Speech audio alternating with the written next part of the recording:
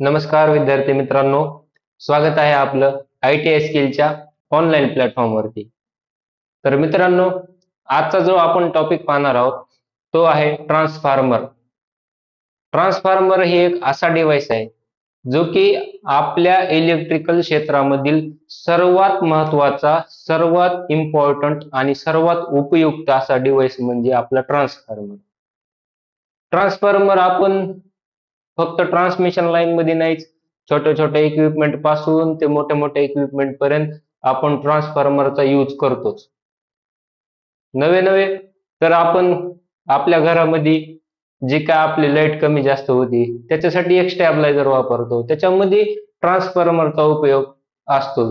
Transformer हा एक असा डिव्हाइस आहे जो इलेक्ट्रिकल क्षेत्रामध्ये म्हणजे इलेक्ट्रिकल क्षेत्रामध्ये जिथं जिथं विद्युत पुरवठा केला जातो तिथे तिथे ट्रान्सफॉर्मरचा उपयोग केला जातो. त्याच्यामुळं आपल्या इलेक्ट्रिकल क्षेत्रामध्ये ट्रान्सफॉर्मरला मोस्ट इम्पॉर्टंट म्हणजे खूप सर्वात जास्त ट्रान्सफॉर्मरला महत्व आहे.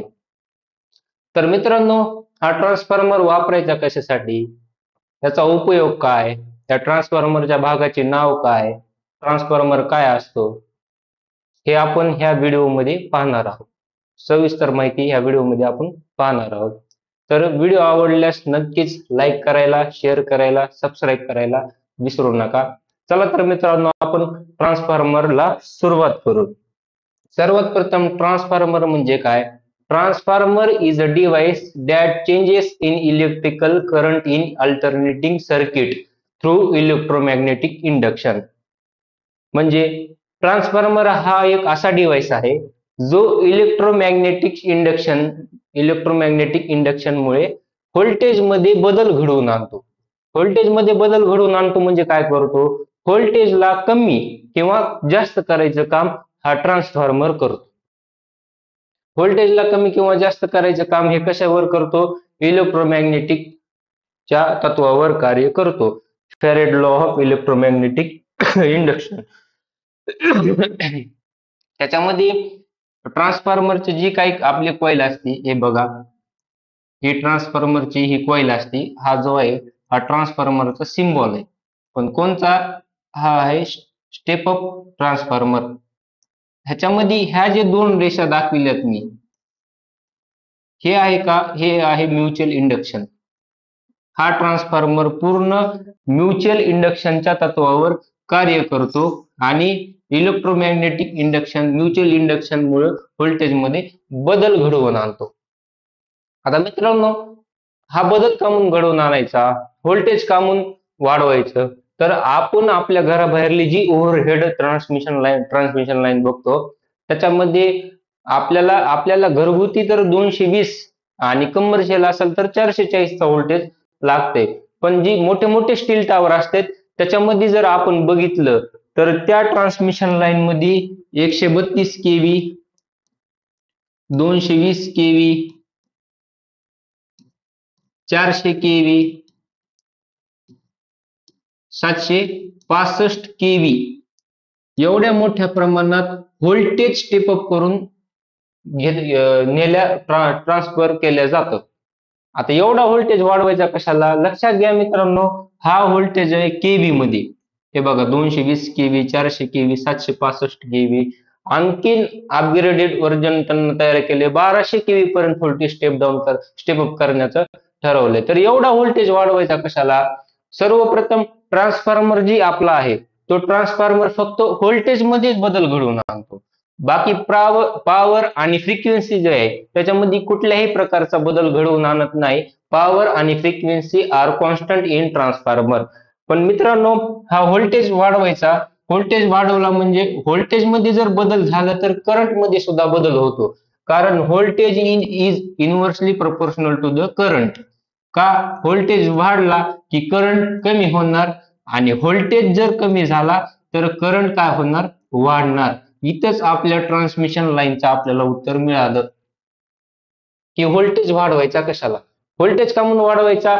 करंटला कमी करण्यासाठी. करंट कमी झाला म्हणजे काय झालं? ट्रान्समिशन लाईन मधील लॉसेस कमी झाले आणि एवढा उच्च म्हणजे 132 केव्ही, 400, 765 केव्ही एवढा व्होल्टेज करायचा कशाला? तर आपल्या घरचा जे व्होल्टेज असते ते 220 व्होल्ट असते, किंवा कमर्शियल पकडलं तर 440 व्होल्ट असते 3 फेजचा. जर जर एनर्जी आपण एक 10 ते 20 किलोमीटर, हे सुद्धा लय झालं, 5 किलोमीटर पर्यंत आपण सर्व्हिस वायरने कनेक्शन आणू शकता. पण आपण जे स्टील टॉवर बघतो त्याच्यामध्ये ही transmission line 300 kilometre, 500 kilometre, 1000 kilometre, 1200 kilometre एवढ्या लांब जर एनर्जी पाठवायची असेल, आणि त्याच्यामध्ये जर आपण आपल्या घरचा 250 व्होल्ट जर सप्लाय सोडला, तर तो आपल्या सेंडिंग एंडला 250 सोडला तर रिसिव्हिंग एंडला 0 व्होल्टेज मिळणार. कशामुळे मिळणार? तर ट्रान्समिशन लाईन किती किलोमीटरची आहे? 1200 किलोमीटरची, 500 किलोमीटरची. त्याचं डिस्टन्स बघा ना तुम्ही, आणि व्होल्टेज बघा. व्होल्टेज झाला कमी, डिस्टन्स झालं जास्त. मग हे लॉसेस आणि हे कारण होणे, आपल्याला रिसिव्हिंग एंडला बरोबर व्होल्टेज मिळावं त्याच्यासाठी आपण व्होल्टेज वाढवतो, आणि व्होल्टेज वाढवल्यामुळे आपल्याला एक बेनिफिट मिळतो की करंट कमी होतो. कशामुळं? Voltage is inversely proportional to current. हा आहे ट्रान्सफॉर्मरचा मेन उद्देश, जे की आपण सर्वात महत्वाचा हे ट्रान्सफॉर्मर आपल्या ट्रान्समिशन लाईन मध्ये बघतो, आणि त्याचा तिथं महत्वाचा रोल काय?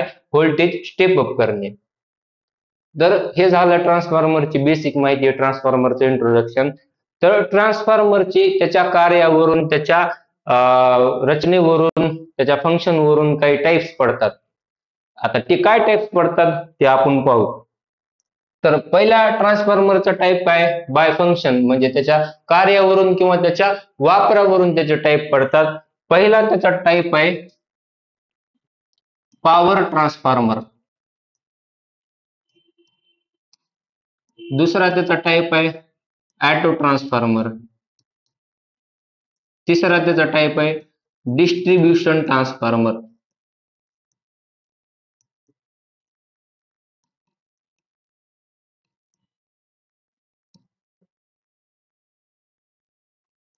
मी इथे शॉर्ट फॉर्म मध्ये लिहिले TRTR, हे तुम्ही फुल फॉर्म मध्ये लिहून घ्या ट्रान्सफॉर्मर. तर त्याच्या हे जे काय त्याचं फंक्शन आहे, जे काय त्याचं युजेस आहे, त्याच्यावरून हे ट्रान्सफॉर्मरचे 3 टाइप पडलेले आहेत. त्याच्यातला पहिला टाइप आहे पॉवर ट्रान्सफॉर्मर. आता ही पॉवर ट्रान्सफॉर्मर जी आहे ती सहसा ट्रान्समिशन लाईन, म्हणजे जनरेटिंग स्टेशन पासून जे आपण व्होल्टेज स्टेप अप करणार आहोत, किंवा आणखीन 220 केव्हीचं 400 केव्ही मध्ये रूपांतर करणार आहोत, म्हणजे जिथं ट्रान्समिशन लाईन मध्ये व्होल्टेज स्टेप अप करण्याची गोष्ट येते तिथे पॉवर ट्रान्सफॉर्मर यूज केला जातो. ह्याच्या कार्यावरून हा एक पहिला प्रकार झाला. दुसरा प्रकार आहे ऑटो ट्रान्सफॉर्मर. दुसरा कोणता प्रकार आहे? Auto transformer. Auto transformer. Auto transformer. आता ऑटो ट्रान्सफॉर्मरचा पहिल्यांदा आपण सिम्बॉल बघू. ही अशी एक कॉइल असते, ह्याच्यामधून वेगवेगळ्या टॅपिंग काढलेले असतात. बघा, हे वेगवेगळ्या टॅपिंग.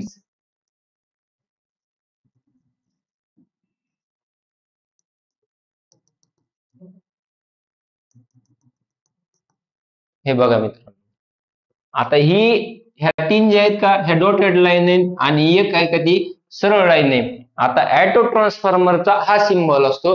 पहिल्यांदा आपण त्याचं कार्य जाणून घेऊ. ऑटो ट्रान्सफॉर्मरचं काम काय? ऑटो ट्रान्सफॉर्मर जे आहे ते आपल्याला व्होल्टेज व्हॅरी करून देतं. म्हणजे ऑटो ट्रान्सफॉर्मर, आता एखाद्या ऑटो ट्रान्सफॉर्मरचा सप्लाय आहे 0 ते 250 व्होल्ट, एखाद्या ट्रान्सफॉर्मरचा रेटिंग आहे 0 ते 500 व्होल्ट. कोणचे? ही रेटिंग कशाची? ऑटो ट्रान्सफॉर्मरची ही रेटिंग आहे. तर हे ऑटो ट्रान्सफॉर्मर काय करणार?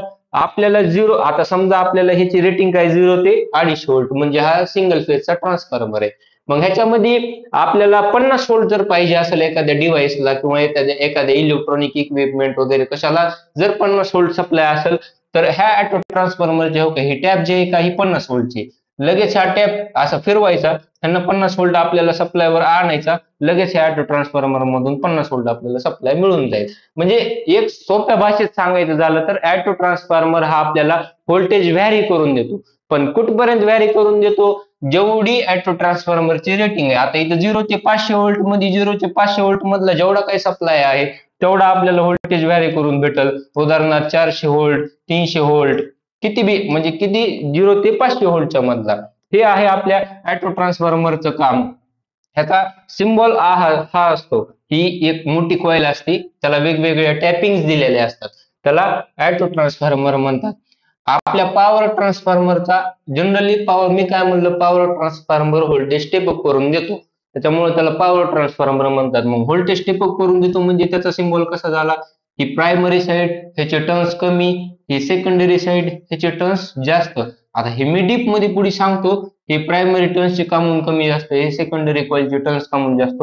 जनरली तुम्ही फक्त आता सिम्बॉल बघा, हा सिम्बॉल आहे पॉवर ट्रान्सफॉर्मरचा. आता आपला शेवटचा ट्रान्सफॉर्मर आहे कोणचा, फंक्शन मधला, डिस्ट्रीब्युशन ट्रान्सफॉर्मर. आता हे डिस्ट्रीब्युशन ट्रान्सफॉर्मर जनरली आपण कुठं बघतो, आपली जी काय आपल्या गल्लीची किंवा आपल्या गावाची जी काही डीपी आहे, त्या डीपी मध्ये डिस्ट्रीब्युशन ट्रान्सफॉर्मर बघतो. डिस्ट्रीब्युशन ट्रान्सफॉर्मर हा व्होल्टेज स्टेप डाऊन करून देतो. म्हणजे जवळपास आपल्या डोमेस्टिक सप्लाय 220 व्होल्ट 440 व्होल्ट हा डिस्ट्रीब्युटेड सप्लाय झाला, त्याच्यामुळे त्याला त्याच्या कार्यावरून काय नाव पडले, डिस्ट्रीब्युशन ट्रान्सफॉर्मर. तर हे ट्रान्सफॉर्मर कसे असतात हे आपण बघा. हे पहिल्यांदा हे बघा, हे ऑटो ट्रान्सफॉर्मर अशा टाईपचा असतो. हे ऑटो ट्रान्सफॉर्मर, हे जी नॉब आहे, इथून आपल्याला व्होल्टेज व्हॅरी करून भेटणार आणि इथून आपल्याला आउटपुट मिळून जाते आपल्या व्होल्टेजचं.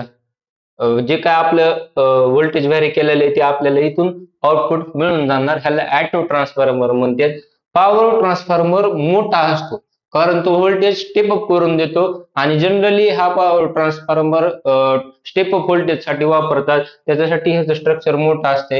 हे आपला जे आहे याला पॉवर ट्रान्सफॉर्मर म्हणतो.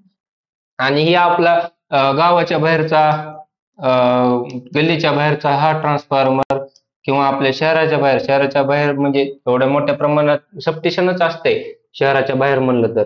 आपल्या गल्लीच्या बाहेर, गावाच्या बाहेर हा ट्रान्सफॉर्मर वापरलेला असतो. ह्याची साईज, आपल्याला साईज मध्ये तुम्हाला फरक दिसत असेल, पॉवर ट्रान्सफॉर्मरची साईज मोठी आहे, डिस्ट्रीब्युशन ट्रान्सफॉर्मरची साईज छोटी आहे. हा आपल्या डोमेस्टिक जे व्होल्टेज असते 220 440 व्होल्टेज, तिथं आपल्याला हे डिस्ट्रीब्युशन ट्रान्सफॉर्मर बघायला भेटतात. हे त्याची इमेज आहे. पुन्हा हे झालं त्याच्या फंक्शन वरून त्याचे टाईप.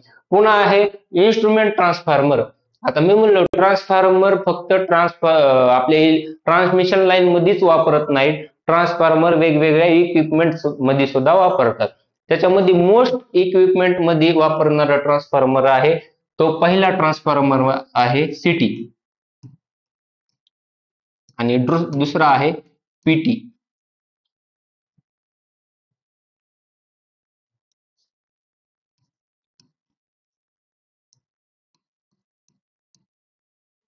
आता इन्स्ट्रुमेंट ट्रान्सफॉर्मर नुसार दोन प्रकार पडले, त्याच्यामध्ये पहिला आहे सिटी, दुसरा आहे पीटी. पहिल्याचा फुल फॉर्म आहे करंट ट्रान्सफॉर्मर. पहिल्याचा फुल फॉर्म आहे सिटी, सिटीलाच काय म्हणतात, करंट ट्रान्सफॉर्मर असे म्हणतात. आणि दुसरं काय, पीटी, हे काय, पोटॅन्शियल ट्रान्सफॉर्मर. सिटी म्हणजे पोटॅन्शियल पीटी म्हणजे पोटॅन्शियल ट्रान्सफॉर्मर. आता हे जे दोन टाईप आहेत ते कशावरून पडलेत, इन्स्ट्रुमेंट ट्रान्सफॉर्मर. आपल्याला इन्स्ट्रुमेंटचा अर्थ कळला असेल, इन्स्ट्रुमेंट म्हणजे काय, उपकरण. आता हे सिटी आणि पीटी हे दोन उपकरण आहेत. ह्याचा मोस्टली यूज ट्रान्समिशन लाईन मध्ये जे काय व्होल्टेज आणि जे काय करंट असतो तो मेजर करण्यासाठी हा सिटी आणि पीटीचा वापर करतो. आता हे सिटी काय करतंय, सिटी करंट ट्रान्सफॉर्मर आहे, म्हणजे सिटी काय मेजर करणार, करंट मेजर करणार. दुसरं काय, पीटी, पीटी काय, पोटेन्शियल ट्रान्सफॉर्मर. पीटी काय करणार, व्होल्टेज मोजणार. जे काय आपल्या ट्रान्समिशन लाईनचा हाय व्होल्टेज असते, एक्स्ट्रा हाय व्होल्टेज असते किंवा मीडियम व्होल्टेज असते, ती पीटी द्वारे, पोटेन्शियल ट्रान्सफॉर्मर द्वारे मोजतो. आणि जे काय हाय करंट असते, एक्स्ट्रा हाय करंट असते, ते आपण करंट ट्रान्सफॉर्मर द्वारे आपण मोजला जातो. हे त्याच्या इन्स्ट्रुमेंट म्हणजे उपकरणानुसार हे दोन टाईप आहे. आता सिटीचा जर आपण सिम्बॉल बघितला तर सिटीला अशा दोन कॉईल असतात, ह्याच्या मधून एक रेष गेलेली असती. हे कंडक्टर आणि कंडक्टरच्या वर सिटी लावलेला असतो, म्हणजे हे सिटीचा जनरली सिम्बॉल आहे. आणि पीटीचा जर सिम्बॉल बघितला तर पीटीचे दोन सिम्बॉल आहे, हा एक सिम्बॉल आहे आणि दुसरा सिम्बॉल म्हणजे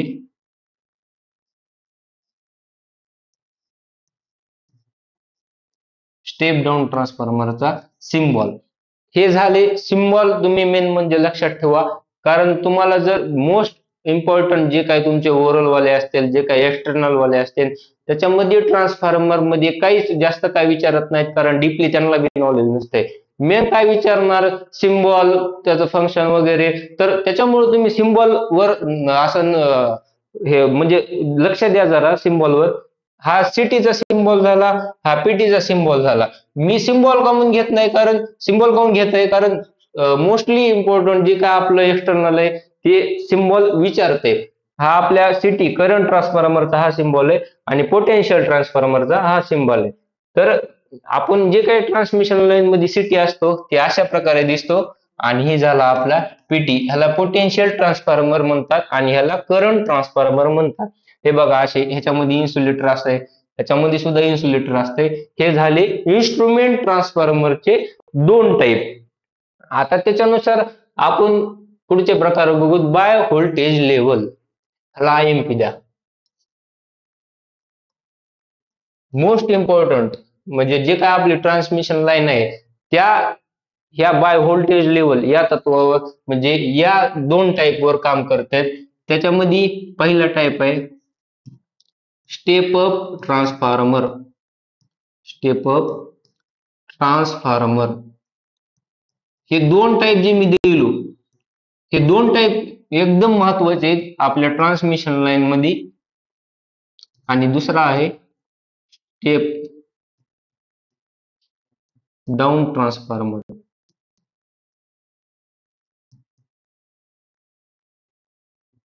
पहिल्यांदा सिम्बॉल काढून घेऊ.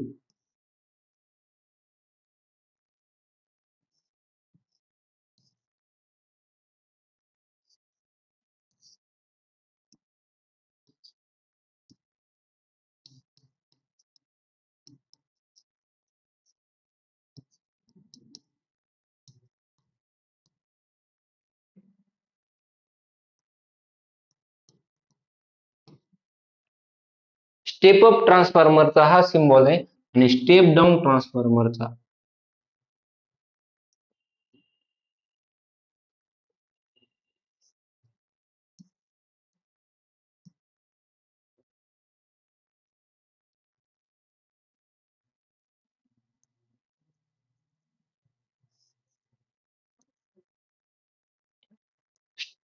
कशा आपण ट्रान्सफॉर्मरचे टाईप काय बघायलो, बाय व्होल्टेज लेवल नुसार ह्याचे दोन टाईप पडतात. त्याच्यातला पहिला टाईप आहे स्टेप अप ट्रान्सफॉर्मर आणि दुसरा टाईप आहे स्टेप डाऊन ट्रान्सफॉर्मर. पहिल्यांदा आपण याचं कार्य बघून घेऊ. स्टेप अप ट्रान्सफॉर्मरचं काम काय, व्होल्टेज वाढवून देणे, जे की आपण इंट्रोडक्शन मध्ये सुद्धा सांगितलं होतं. आणि स्टेप डाऊन ट्रान्सफॉर्मरचं काम काय, हे व्होल्टेज कमी करून देणे, म्हणजे वाढवलेलं जे जे व्होल्टेज आहे 220 व्होल्ट 400 केव्ही व्होल्ट हे कमी करून देणे.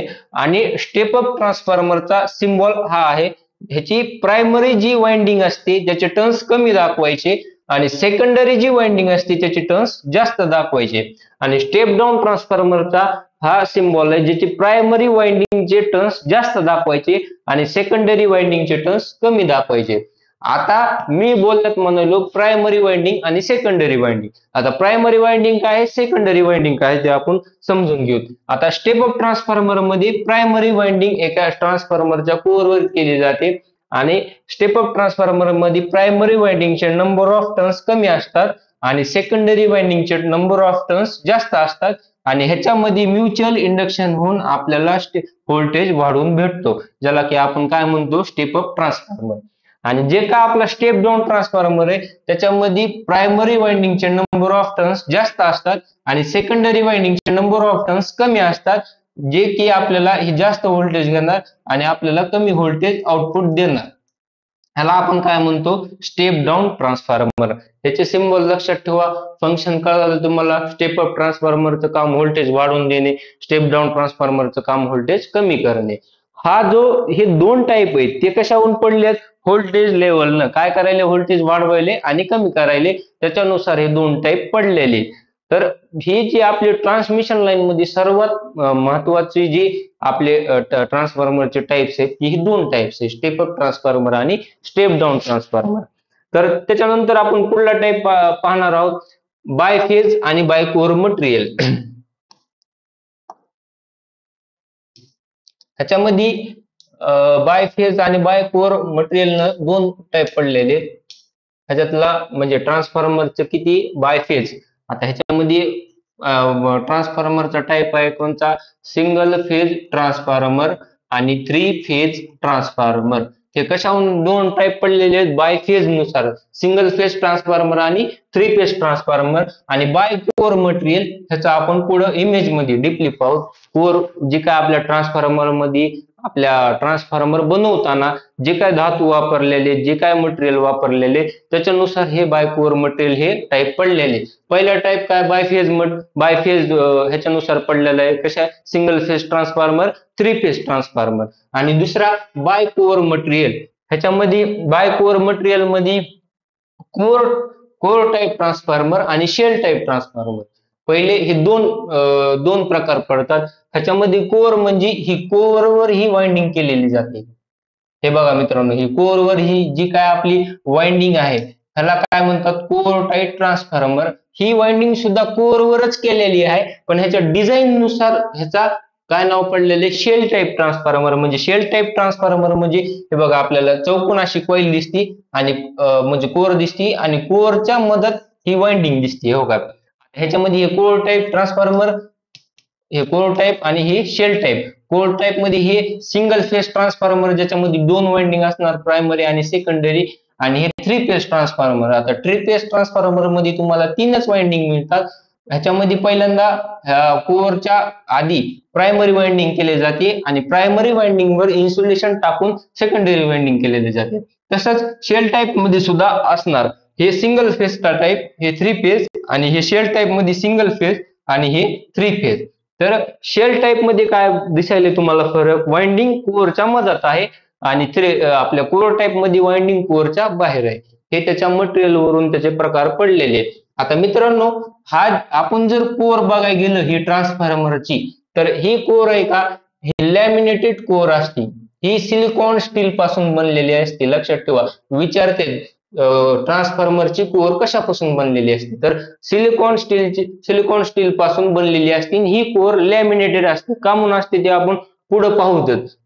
आता हे कोर टाईप ट्रान्सफॉर्मर जे आहे ह्याची आपल्याला ही दिसत असेल, चीट दिसत असेल बघा, ही पूर्ण अशी चौकोनी कोर आहे. हो काय, चौकोनी टाईपचा ही कोर आहे. आणि हे चौकोनी टाईप आपण ट्रान्सफॉर्मरची कोर बनवत असताना पूर्ण अखंड धातू घेत नाही. अखंड धातू काऊन घेत नाहीत, कारण त्याच्यामध्ये ईडी करंट लॉस होतो. ईडी करंट लॉस काय ते आपण ट्रान्सफॉर्मरच्या लॉसेस मध्ये बघू. आता आपल्याला ही अखंड कोर काऊन घ्यायची नाही, ईडी करंट लॉस कमी करण्यासाठी. ईडी करंट लॉस एकाच गोष्टीनं कमी होतो, हे ट्रान्सफॉर्मरच्या आपण बारीक बारीक पार्ट मध्ये ह्याच्या सिलिकॉन स्टील मध्ये आपण रूपांतर करतो आणि ह्या सिलिकॉन स्टीलला अशा प्रकारे जोडलेलं जातं, म्हणजे पूर्ण दोन्ही साईडने त्याला एकदम स्ट्रेस दिला जातो आणि त्याच्यावर इन्सुलेशन आपलं लॅमिनेशन टाकलेलं जातं, त्याच्यानुसार हे चिटकून बसतं. आणि जे काय आपलं शेल टाईप ट्रान्सफॉर्मर आहे ह्याची जी कोर आहे ती ई आणि आय लॅमिनेशन, म्हणजे ही ई टाईप दिसायली का तुम्हाला, हो का, ही ई टाईप एक कोर आहे आणि ही आय टाईप एक कोर आहे. ह्या दोन्हीला एकत्र करून, हो का, ही ई टाईप कोर आणि ही आय टाईप कोर, ह्या दोन्हीला एकत्र करून ही लॅमिनेटेड कोर शेल टाईप ट्रान्सफॉर्मरची तयार केलेली जाते. आणि हिला सुद्धा ह्याच प्रकारे आपण हे करतो, म्हणजे दोन्ही साईडने एकदम टाईट बांधतो आणि ही कोर आपल्याला वापरासाठी रेडी होते. आता हे झाले मित्रांनो. आता हे शेल टाईप ट्रान्सफॉर्मर आणि कोर टाईप ट्रान्सफॉर्मर हे दोन टाईप झाले. हा तिसरा टाईप आहे, ही एअर कोर टाईप आणि ferrite core type. Core material वरून हे टाईप पडलेले आहेत. पहिला कोर टाईप ट्रान्सफॉर्मर, दुसरा आहे शेल्फ टाईप ट्रान्सफॉर्मर, तिसरा आहे एअर कोर टाईप ट्रान्सफॉर्मर आणि चौथा आहे फेराइट कोर टाईप ट्रान्सफॉर्मर. आता हे आपल्याला जनरली हे जे काही दोन ट्रान्सफॉर्मर आहेत, कोर टाईप आणि शेल टाईप, हे आपल्याला स्टेप अप आणि स्टेप डाऊन व्होल्टेज साठी वापरतात. पण हे जे दोन ट्रान्सफॉर्मर आहेत, एअर कोर टाईप ट्रान्सफॉर्मर आणि फेराइट कोर टाईप ट्रान्सफॉर्मर, हे जनरली आपण इलेक्ट्रॉनिक सर्किट मध्ये आपण आपल्याला पाहायला दिसतं. त्याच्यामध्ये पीसीबी वर हे लावलेले असतात. ह्याचं काम काय, तर फ्रिक्वेन्सी म्हणजे हाय फ्रिक्वेन्सी करणे, लो फ्रिक्वेन्सीचा हाय फ्रिक्वेन्सी मध्ये रूपांतर करणे, ह्याच्यासाठी हे दोन टाईप फ्रिक्वेन्सीसाठी म्हणजे हाय फ्रिक्वेन्सी वापरण्यासाठी हे दोन ट्रान्सफॉर्मर आपण वापरतो. तर मित्रांनो, हा झाला आपल्या ट्रान्सफॉर्मरचे टाइप्स. आपण काय काय पाहिलं, ट्रान्सफॉर्मरचं इंट्रोडक्शन पाहिलं, त्यानुसार आपल्या ट्रान्सफॉर्मरच्या कार्यानुसार वापरानुसार जे काय आपले टाईप पडलेले आहेत, 5-6 टाईप जे पडलेले आहेत ते आपण पाहिले. आता आपण येऊन मेन ट्रान्सफॉर्मर कडे, जी की आपल्या ट्रान्समिशन लाईन मध्ये वापरलेला जातो, त्याचं नेमकं स्ट्रक्चर काय असतंय हे आपण आता मेन आपण ट्रान्सफॉर्मर मध्ये आता एंट्री केली. तर मित्रांनो, हे बघा, हे ट्रान्सफॉर्मरची ही जेवढे काही हो काही अशा टाईपचं आपल्या ट्रान्समिशन लाईन मध्ये हे ट्रान्सफॉर्मर असतो. आता हे झाले हे ट्रान्सफॉर्मरचे पार्ट, हे रेडिएटर, हे कन्झर्वेटर टँक, हा पूर्ण जे ह्याला ट्रान्सफॉर्मर म्हणतात. आता आपण काय बघायलो, ट्रान्सफॉर्मरचे पार्ट, हे रेडिएटर, हे बुशिंग, हे कन्झर्वेटर टँक, हे बाहेरला ब्रीदर, हे एक्सप्लोजन वेंट, पुन्हा हे थर्मोमीटर, हे जेवढे काही दिसायलेत हे ट्रान्सफॉर्मरचे पार्ट आहेत. तर आपण आता ट्रान्सफॉर्मरचा पहिला पार्ट बघू. ह्याला जी आपण हे जी पार्ट आहे ह्या ट्रान्सफॉर्मरच्या पार्टला आपण काय म्हणतो, मेन टँक. ही मेन टँकचं काम काय, लक्षात घ्या, ट्रान्सफॉर्मर मध्ये थोडी बी जर रिकामी जागा राहिली तर त्याच्यामध्ये सुद्धा लॉसेस होतात.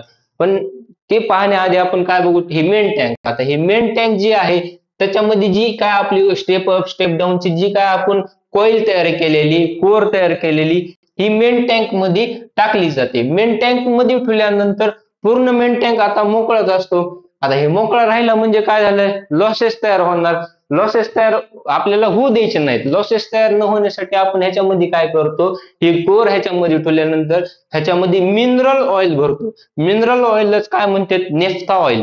आता हे नेफ्था ऑइल ह्याच्यामध्ये भरलं की ट्रान्सफॉर्मर मध्ये काहीच रिकामी जागा राहणार नाही, म्हणजे ट्रान्सफॉर्मर मध्ये लॉसेस होणार नाही. आता ही एक प्लस पॉईंट झाला. आणि दुसरा प्लस पॉईंट असा आहे की मिनरल ऑइल एकदम जाड असते बरं का, आणि ते काय करते, आता ह्या ट्रान्सफॉर्मरच्या कॉईल मध्ये कंटिन्यू करंट व्हायलेला असतंय. हे बघा, इथून कंटिन्यू करंट व्हायलेला असते. ट्रान्सफॉर्मर आपण सध्या लोडवर बघतो, ह्याच्यामध्ये करंट व्हायल्यामुळे ही कॉईल अतिशय गरम होते, म्हणजे एकदम हिटिंग ह्याच्यामध्ये निर्माण होते. त्या हिटिंगला कमी करण्यासाठी सुद्धा आपण ऑइल टाकतो. बघा, ऑइल टाकण्याचे आपल्याला दोन फायदे झाले. एक तर ट्रान्सफॉर्मर मध्ये रिकामी जागा राहिल्यामुळे जे काय आपले लॉसेस तयार होणार आहे ते लॉसेस कमी होणार. आणि दुसरा, जी काय आपली कॉईल आहे ती कॉईल कंटिन्यू लोडवर असल्यामुळे जे काय त्याच्यामध्ये हीट एनर्जी निर्माण होणार आहे, त्या हीट एनर्जी उत्पन्न न होऊ देणे, त्या हीट एनर्जीला कमी करणे, हे ऑइलचे दोन काम असतात. हे बघा, ही अशा प्रकारची ही टाईप असते, म्हणजे ही कोर असते. ही कोर ह्या मेन टँक मध्ये हे केले जाते, फिट केलेले जाते. आणि कोर सोबत आपण काय टाकतो, मेन टँक मध्ये ऑइल टाकतो. ऑइलचं नाव काय, मिनरल ऑइल. मिनरल ऑइल काय म्हणतात, नेफ्था ऑइल. हे लक्षात ठेवा, नेफ्था ऑइल म्हणलं तरी चालतंय तुम्ही मिनरल ऑइल म्हणण्यापेक्षा. आता ट्रान्सफॉर्मरच्या आपण मदत काय टाकलं, ऑइल आणि कोर टाकली. हे बघा, ट्रान्सफॉर्मर ही पूर्ण असा दिसतो.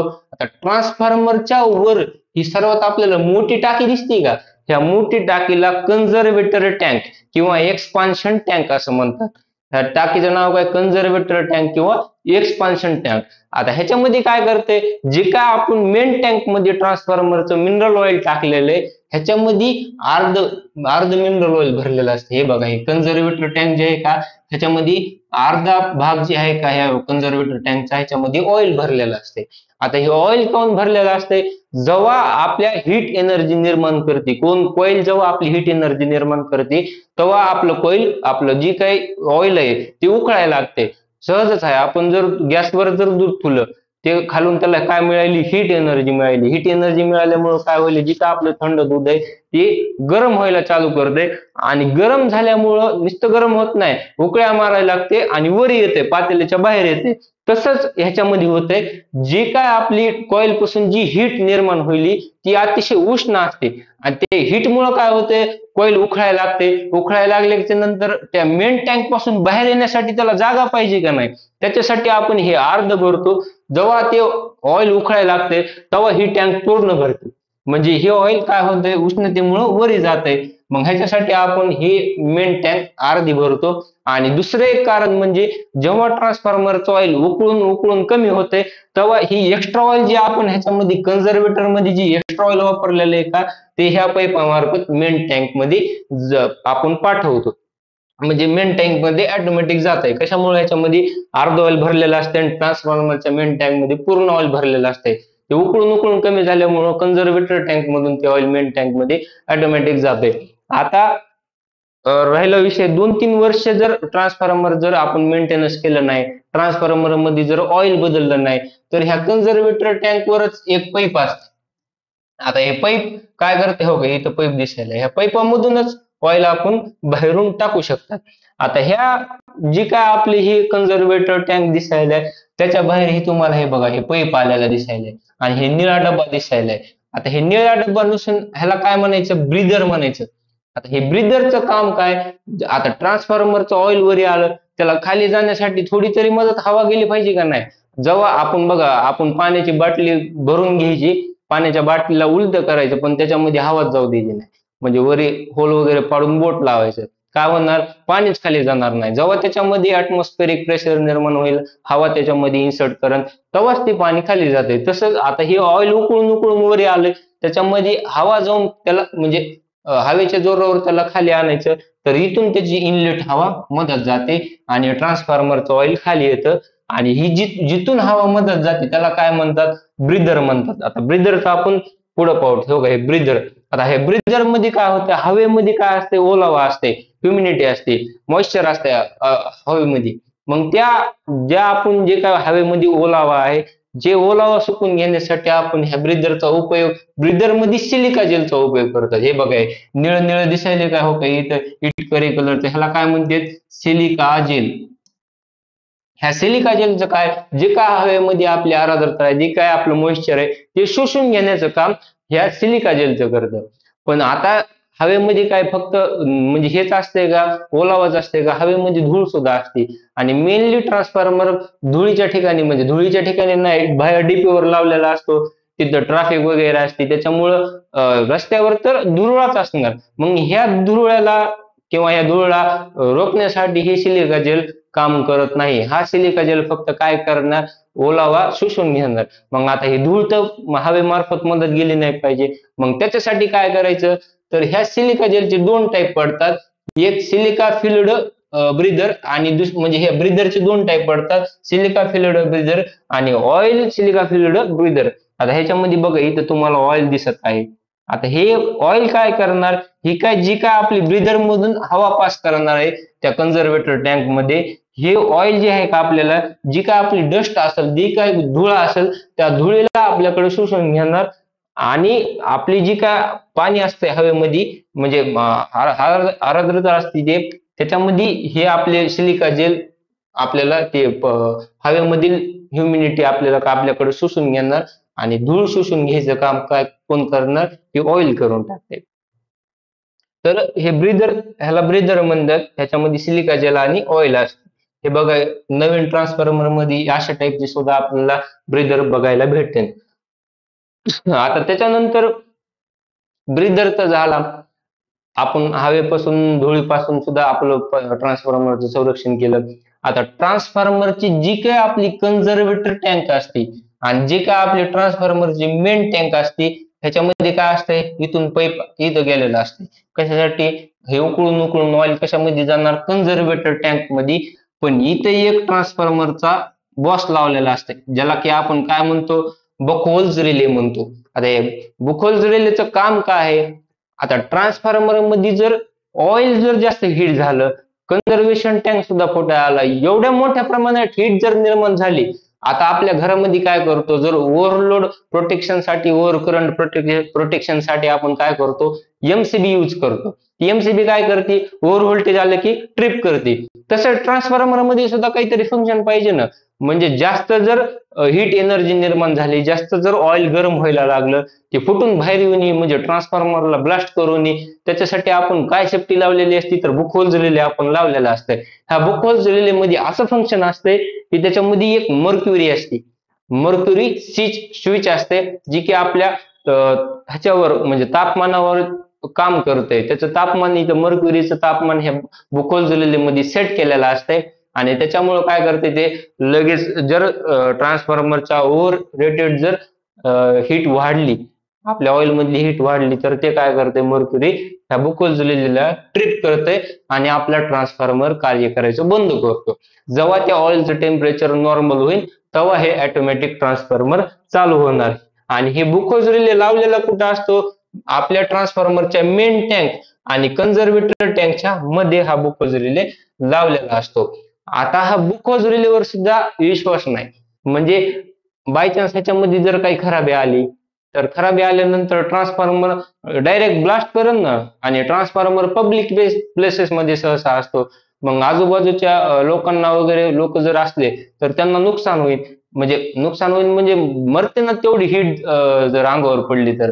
तर त्याच्यासाठी आपण एक एक्स्ट्रा सेफ्टी लावलेली असती. हे जे तुम्हाला पाईप बाहेर दिसायलंय का, त्याला आपण काय म्हणतो, एक्सप्लोजन वेंट म्हणतो. इथं लिहितो मी, म्हटलं एक्सप्लोजन वेंट. ह्या एक्सप्लोजन वेंटचं काम काय, जर बुकवर्स रिले जर काम करणं बंद केलं, ट्रान्सफॉर्मरचं ऑइल उकळून उकळून कन्झर्वेटर टँक मध्ये गेलं, कन्झर्वेटर टँक मध्ये सुद्धा त्याला ऑइलला वर जायला जागा नाही, खाली यायला जागा नाही, तर हे ऑइल काय करतं, एक्सप्लोजन वेंट मध्ये शिरतं. आणि हे एक्सप्लोजन वेंटचा जी समोरचा जी भाग आहे, हे बघा हे एकदम पातळ असतंय. हे पातळ म्हणजे इथं जर ऑइल आलं तर डायरेक्ट, म्हणजे प्रेशर जर जास्त झालं तर हे डायरेक्ट समोरचा जी पार्ट आहे का ते फुटून जाणार आणि ऑइल सेफली आपल्या तिथं ट्रान्सफॉर्मरच्या खाली जे काय आपली जमीन आहे तिथं ऑइल हे पडून जाणार. तर एकदम ट्रान्सफॉर्मरचं प्रेशर बाहेर येते. आता नवीन जे ट्रान्सफॉर्मर आहेत, जी मॉडेल ट्रान्सफॉर्मर आहेत, त्याच्यामध्ये एवढा मोठा पाईप देत नाहीत. त्याच्यामध्ये एक छोटा पाईप असा असतो, नवीन आपल्याला ट्रान्सफॉर्मर मध्ये बघायला भेटेल. ह्या पाईपचं नाव काय, एक्सप्लोजन वेंट. हा जो वेंट आहे तो नवीन ट्रान्सफॉर्मर मध्ये एवढा मोठा सहसा देत नाहीत. हे पहिल्या ट्रान्सफॉर्मर मध्ये जे काय आपले जुने ट्रान्सफॉर्मर होते त्याच्यामध्ये हा वेंट एवढा मोठा पाहायला बघायला भेटत होता. पण आताच्या नवीन ट्रान्सफॉर्मर मध्ये एक छोटासा वेंट देतात, त्याच्यामधून आपलं ऑइल जे काय आपलं ऑइल जे आहे ते बाहेर पडत. आता हे आपण पाहिलं, ऑइल जास्त हीट झाल्यानंतर बाहेर येईल. पुन्हा ऑइलचं टेम्परेचर वाढल्यानंतर बुकोजलेली त्याला ट्रिप करायला, त्यातून नाही झालं तर एक्सप्लोजन वेंट मार्फत ऑइल काय होईल, बाहेर येईल. पण ह्याला आपण आणखीन एक सेफ्टी दिली कशाला, ट्रान्सफॉर्मरला. जे काय आपले ट्रान्सफॉर्मर असते मेन टँक मध्ये काय असते, आपलं नेफ्था ऑइल असते, ह्याच्यामध्ये जी ऑइल गरम होईल का, त्या गरम ऑइलला आपण नॅचरली कूल करण्याचं काम ह्याच्यामध्ये सिस्टीम एक ऍड केलेली. आता हे काय करते ट्रान्सफॉर्मर, इथून उकळून उकळून ऑइल वर आलं, इथे पाईप लावलेला असते. हे बघा, हे आता ही जी दिसायले का तुम्हाला, ह्याला काय म्हणतात, रेडिएटर. रेडिएटर किंवा कूलिंग कूलिंग ट्यूब्स, ह्याचे जे दोन नाव आहेत, एक तर काय म्हणतात रेडिएटर किंवा कूलिंग ट्यूब्स. आता ह्याच्यामध्ये काय होणार, जेव्हा आपलं ऑइल ट्रान्सफॉर्मर मधलं उकळते तेव्हा हे वर येतंय, वर आल्याच्या नंतर हो काही पाईप दिलेले असते, ह्या रेडिएटरला पाईप दिलेले असते. ह्या पाईपामध्ये काय होणार, ऑइल शिरणार आणि खाली येणार ऑइल. हे बघा, हे खाली येऊन वापस ह्या ट्रान्सफॉर्मरला हे ऑइल जाणार. आता ह्याच्यामध्ये एक एक्स्ट्रा प्रोसेस तयार केलेली असते. जेव्हा हे रेडिएटर मध्ये हे आपलं जे ऑइल जेव्हा येते तेव्हा ह्याची प्लेट जर आपण बघितली तर हो का एकदम बारीक प्लेट असते आणि ह्या प्लेट मध्ये एकदम बारीक नळ्या असतात. हो का, हे बघा, आता जेव्हा आपण एखाद्या हो का आपल्या ताटामध्ये जर आपण भात घेतला तर डायरेक्ट जर असा भात घेतला तर एकदम पोळतो, आणि त्या भाताला जर आपण पसरवलं आणि फूक मारली तर तो एकदम लवकर गार होतो, आपल्याला खाण्यायोग्य होतो. तसंच ह्याच्यामध्ये काय गेलंय, ट्रान्सफॉर्मरचं ऑइल जेव्हा उकळून वर येतं तेव्हा ह्या रेडिएटर मधून आपण थेंब थेंब थेंब थेंब ऑइल सोडतो. आता त्याच्यामुळे काय होणार, जी काय आपलं ऑइलची जी डेन्सिटी आहे, जे काय आपलं एरिया आहे ते कमी होणार. आणि कमी झाल्यामुळं जी काय आपलं बाहेरलं जी वार आहे का, त्या हे रेडिएटर मधून एक मोकळा स्पेस सोडलेला असतो. हो काही ही एक ट्यूब झाली की ह्याच्यामधून मोकळा स्पेस आहे, जरा पुन्हा नंतर एक ट्यूब आहे. मग हो का इथं इथं क्लिअर दिसन बघा तुम्हाला. मग ह्याच्यामधून सतत काय करा, नॅचरल हवा पास करायलेली असते. मग त्याचा एरिया, त्याची डेन्सिटी कमी झाल्यामुळं काय होईल, त्याचं लगेच हवेच्या संपर्कात आलं की ते ऑइल काय होईल, लवकर थंड होईल. हे बघा, ह्याच्यामधून एकदम बारीक नळ्या असतात, ह्याच्यामधून एक थेंब थेंब थेंब थेंब ऑइल पडत राहते. आणि अशापैकी हे ट्रान्सफॉर्मरचं ऑइल नॅचरल कुलिंगद्वारे त्या ट्रान्सफॉर्मर मध्ये थंड केलेलं जातं. बघा ह्याच्यामध्ये किती सेफ्टी आहे. आता हे हे कशाचं फंक्शन झालं, कूलिंग ट्यूब्स आणि रेडिएटरचं. ह्याचं काम काय, आपल्या ट्रान्सफॉर्मर मध्ये जी का ऑइल आपल्या हिटिंग मुळे ऑइल जी गरम होईल त्या ऑइलला नॅचरली थंड करण्याचं काम हे कूलिंग ट्यूब्स किंवा रेडिएटरचं आहे. आता हे ह्याच्यामध्ये ट्रान्सफॉर्मर मध्ये आपण ह्या वरच्या साईडला हे असे काही टर्मिनल बघितले असतात. मित्रांनो, हे टर्मिनल नाहीत, ह्या ट्रान्सफॉर्मरची जिथून काय आपल्याला आउटपुट भेटते त्याला ट्रान्सफॉर्मर बुशिंग म्हणतात. आता हे बुशिंगचे सुद्धा दोन प्रकार आहेत, एक हाय व्होल्टेज बुशिंग आणि लो व्होल्टेज बुशिंग. तुम्हाला इथं बघत असाल इथं कमी म्हणजे कमी हे दिसायली बुशिंग दिसायली म्हणजे स्मॉल बुशिंग दिसायली आणि इथं लार्ज बुशिंग दिसायली. त्याच्यानुसार म्हणजे हा ट्रान्सफॉर्मर जे आहे का इथून कमी सप्लाय देणार आणि इथून वाढून देणार, म्हणजे हा स्टेप अप ट्रान्सफॉर्मर झाला. तो का ह्याच्यामध्ये ही बुशिंग जी आहे का ती स्मॉल, ही लार्ज, ही त्याच्यापेक्षा मॉडरेट, ही अशी बुशिंगचे टाईप असतात. जी की समजा मोठी आहे त्याला काय म्हणायचं हाय व्होल्टेज बुशिंग, जी कमी आहे त्याला काय म्हणायचं लो व्होल्टेज बुशिंग. हे ट्रान्सफॉर्मरला टर्मिनल नसते त्याला काय म्हणतात बुशिंग म्हणतात. हे झाले आपल्या ट्रान्सफॉर्मरचा भाग. पुन्हा ट्रान्सफॉर्मर मध्ये काही लॉसेस होते. आता ट्रान्सफॉर्मर आपण एवढा बघितला त्याच्यामध्ये काहीच लॉसेस नाहीत असं होणार. आपल्या जगातली कोणती बी वस्तू अशी बघितली का त्याच्यामध्ये काहीच लॉसेस नाहीत, शक्यच नाही. अशी कोणती गोष्टच नाही की त्याच्यामध्ये लॉसेस होत नाहीत म्हणून. आता तसं ट्रान्सफॉर्मरला एवढी सेफ्टी देऊन सुद्धा ट्रान्सफॉर्मर मध्ये काही प्रकारचे लॉस होतात. तर त्याच्यामध्ये पहिला लॉस आहे आयर्न ऑर कोर लॉसेस. आता ट्रान्सफॉर्मरची जी काय कोर बघितली आपण, ती कोर कशापासून बनलेली असते सिलिकॉन स्टील पासून, पण त्या कोर मध्ये सुद्धा लॉसेस होते. आता हे आयर्न आणि कोर लॉस कशामुळे होते तर ह्या दोन गोष्टीमुळे होते. आता पहिल्या त्याच्यामध्ये काय हिस्टेरिसिस लॉसेस आणि दुसरा काय एडी करंट लॉसेस. मी पहिल्यांदा इंट्रोडक्शन मध्ये सांगताना म्हणलं होतं एडी करंट लॉसेस आल्याच्या नंतर सांगतो. आता पहिल्यांदा जी काय आपला हिस्टेरिसिस लॉस आहे त्याच्यामध्ये जी काय आपली ईसीची सायकल बघितली. मित्रांनो, ट्रान्सफॉर्मर डीसी वर वर्क करत नाही कारण डीसी मध्ये अँगल नसते, काहीच नाही, मॅग्निट्यूड नसते. डीसी मध्ये आपल्या एसी मध्येच ट्रान्सफॉर्मर वर्क करणार. आपली ही एसी जी काय मॅग्निट्यूड आहे ती एकदा काय होणार वर जाती पुन्हा काय होती खाली येते. हे प्लस हे मायनस. आता हिस्टेरिसिस लॉसेस म्हणजे काय, ही एकदा मॅग्नेटाइज होणार, ही एकदा डिमॅग्नेटाइज होणार. कशामुळं ह्या आपल्या सायनुसायडल वेव्ह मुळे. जेव्हा आपलं पॉझिटिव्ह पीक येतंय तेव्हा ही मॅग्नेटाइज होती आणि जेव्हा आपलं निगेटिव्ह येतंय तेव्हा ही काय होती आपली ही होती डिमॅग्नेटाइज होती. मग ह्या मॅग्नेटाइज डिमॅग्नेटाइज मुळे ट्रान्सफॉर्मरच्या कोर मध्ये एक प्रकारचा लॉसेस निर्माण होतो, त्याला काय म्हणतात हिस्टेरिसिस लॉसेस. आता हे हिस्टेरिसिस लॉसेस झाले. त्याच्यानंतर कोर मध्ये होणारा दुसरा लॉस कोणता आहे ईडी करंट लॉस. आता हे ईडी करंट लॉसला काय म्हणते, ईडी करंट लॉस असा असतंय बघा, एकदम गोल गोल गोल गोल. ह्या ईडी करंट लॉसला म्हणजे ह्याला ईडी करंट लॉस म्हणते. ईडी करंट लॉस काय करते, आता आपण वाइंडिंग कशावर गुंडाळली ट्रान्सफॉर्मरच्या कोरवर. आता कोरवर गुंडाळल्यामुळे काय करणार, जी काय आपली मॅग्नेटिक फील्ड होईल, जी काय मॅग्नेटिक फील्ड निर्माण होईल ती कोर मध्ये सुद्धा वाहणार ना, म्हणजे कोरला सुद्धा काय करणार हे करणार, म्हणजे कोर मध्ये सुद्धा मॅग्नेटिक फील्ड निर्माण होणार.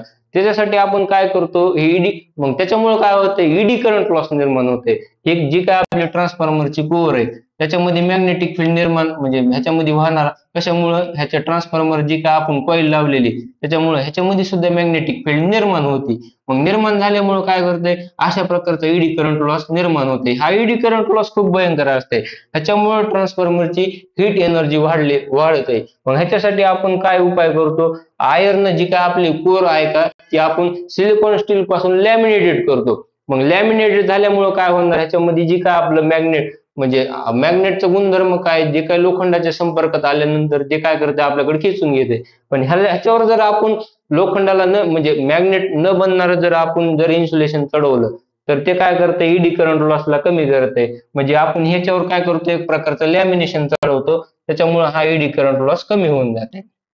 आता हे दोन लॉस कशामुळे आले कोर लॉसेस मध्ये. दुसरा आहे आपला कॉपर लॉस. आता कॉपर लॉस काय, जे का आपल्या ट्रान्सफॉर्मरची कोर आहे त्या कोर मध्ये करंट वाहते बरोबर, मग आपल्या ह्या कॉइल मध्ये करंट वाहते.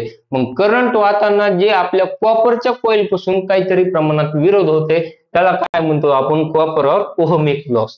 आता पुन्हा तिसरा आहे स्ट्रे लॉस. आता हे स्ट्रे लॉस काय, स्ट्रे लॉस म्हणजे लिकेज ऑफ फ्लक्स. आता आपण ट्रान्सफॉर्मरची जर कॉइल बघितली, हे बघा आपल्या हे ट्रान्सफॉर्मरचा हे कोर टाईप ट्रान्सफॉर्मर आणि हे दुसरा जे आहे ती शेल टाईप ट्रान्सफॉर्मर.